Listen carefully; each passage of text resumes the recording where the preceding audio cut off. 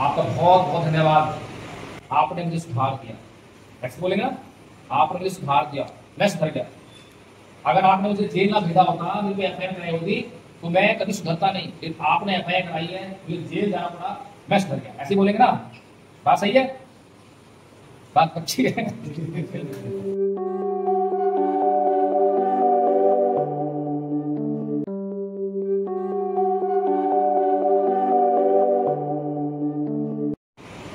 आपका बहुत बहुत धन्यवाद। आपने मुझे सुधार दिया। ऐसे बोलेंगे ना, आपने मुझे सुधार दिया, मैं सुधर गया।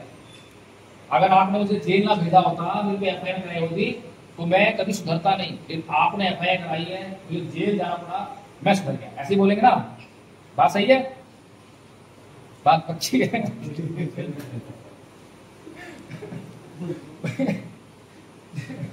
एक बात जो है समझ में आ रही है, बात सारी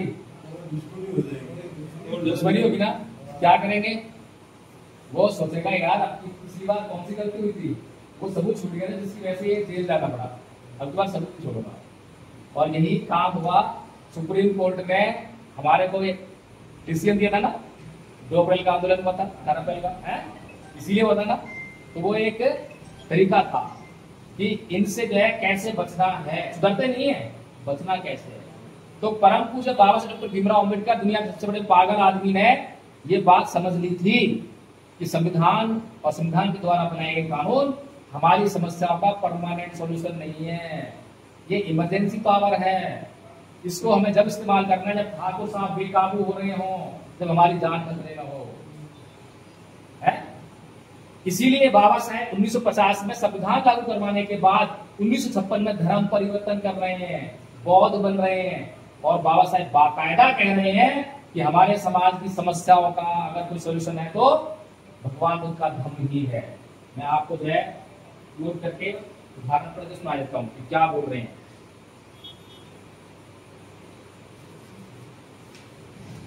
सबूत के साथ बोल रहे हैं। किताब है बाबा साहेब के भाषण, उसमें पेज नंबर 187 है। उसमें लिखते हैं, भारत में हम लोग इस बात के लिए संघर्ष कर रहे हैं कि हमें राजनीतिक अधिकार प्राप्त होने चाहिए, विधानमंडल में स्थान मिलने चाहिए, समता मिलनी चाहिए, किंतु अभी तक हमें सफलता नहीं मिली है।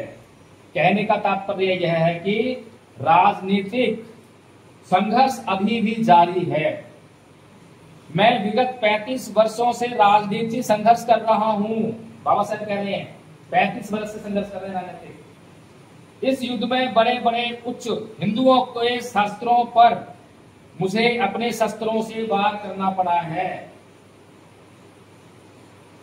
इसी दरमियान मैंने विश्व के सभी धर्मों का अध्ययन किया है और अब अंत में इस अपरिहार्य निर्णय पर पहुंचा हूं कि निष्कर्ष यह है कि बौद्ध धर्म के अलावा अस्पृश्यों के लिए कोई दूसरा मुक्ति का मार्ग नहीं है।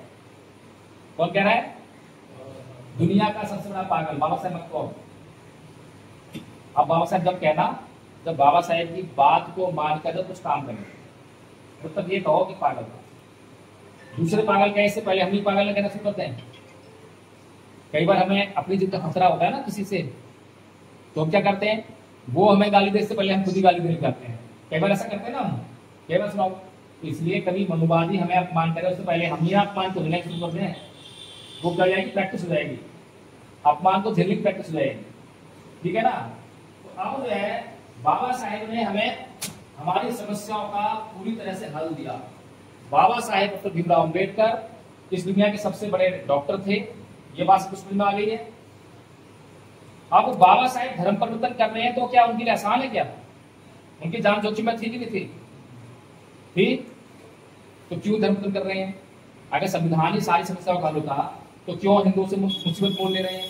जरूरत थी क्या? नहीं थी। लेकिन बाबा साहेब जानते थे कि यही समस्या का असली हल है, इसीलिए बाबा साहेब वो काम कर रहे हैं। तो अब आप लोगों में से यहाँ कितने लोग बैठे हैं? 2, 4, 2, 6, 2, 8, 1, 9 और दोनों को मिला के 11 लोग। कार्ल मार्क्स को जानते हैं? कार्ल मार्क्स को जानते हो आप लोग? कार्ल मार्क्स जानते हो? कम्युनिस्ट पार्टी सुनी है? कम्युनिस्ट पार्टी जिसकी विचारधारा पर बनी है वो कार्ल मार्क्स है, इतना समझो। और कम्युनिस्ट पार्टी आज दुनिया में कहां से फैली मालूम है आपको? दुनिया का कोई भी देश ऐसा नहीं है जिस देश में कम्युनिस्ट पार्टी की विचारधारा पे कम्युनिस्ट पार्टी ना हो। उसकी विचारधारा पे हर देश में पार्टी है, और आधी दुनिया तो लाल भी कर दी उन्होंने है। कितनी विचारधारा है, समझ में आ रही बात? जब वो आदमी मरा था तो उसकी मृत्यु के समय में केवल 14 लोग थे। कितने लोग थे? 14 लोग। और जब बाबा साहेब की मृत्यु तो कितने लोग थे? हाँ, कितने लोग थे? लाखों लोग थे। बाबा साहेब जब मरे तो लाखों लोग थे। तो धर्मपतन क्या कितने लोग थे? लाखों लोग थे। आज उस 14 आदमी जिसके साथ में थे जब वो मरा, उसकी विचारधारा पूरी दुनिया में फैली है। और बाबा साहेब जिनके साथ में लाखों आदमी थे, उनकी विचारधारा भारत में ही अपमानित हो रही है। अपमानित हो रही है। और किसकी विचारधारा अपमानित हो रही है? दासन। दासन किसने कहा? दुनिया में दासन, दुनिया का सूरज किसने कहा? अमेरिका ने। हमने तो कहा ही नहीं, हमें तो होश ही नहीं है। हम तो यहाँ बाबा साहेब का अपमान करते हैं, बाबा साहेब मूर्ति तोड़ते हैं। लेकिन अमेरिका जानता है कि असलियत क्या है। दुनिया में किसी और को उसने बोला दासन? कार्ल मार्क्स को बोला? नहीं बोला। लेकिन बाबा साहेब को बोल रहा है दासन। और क्या बोल रहा है? The symbol of knowledge. पता नहीं तो? और अमेरिका की यूनिवर्सिटी, कोलंबिया यूनिवर्सिटी, उसकी जो लाइब्रेरी है, उसके गेट पर एक कांस्य की प्रतिमा लगवाई बाबा साहेब की, पीतल की प्रतिमा, और उस पर लिखा है द सिंबल ऑफ नॉलेज। सोचो, विदेशी लोग बाबा साहेब का सम्मान कर रहे हैं और भारत के लोग बाबा साहेब का अपमान कर रहे हैं। और भारत में जो सर्वे हुआ तो क्या बोला? The greatest Indian since ever independence. Greatest Indian. ऐसे महानतम आदमी को इस देश में अपमानित करने का काम बाबा साहेब के अपने लोग कर रहे हैं। क्योंकि बाबा साहेब तो दवाई दे रहे हैं, लेकिन ये समाज दवाई नहीं खा रहा है। ठीक है? तो अब आप लोग यहाँ बैठे हो, दवाई खाने के लिए तैयार हो, इतनी देर लगाई है, मैंने भी इतनी ऊर्जा खर्च की है? तो कुछ फायदा हो इसका या नुकसान में जाएंगे?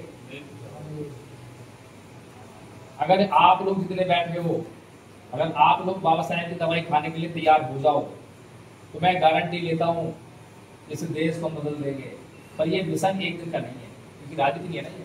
राजनीति में तो बहुत लोग पीछे आए थे। चंद्रशेखर के पीछे जो लोग नहीं थे वो भी आज पीछे घूम रहे हैं।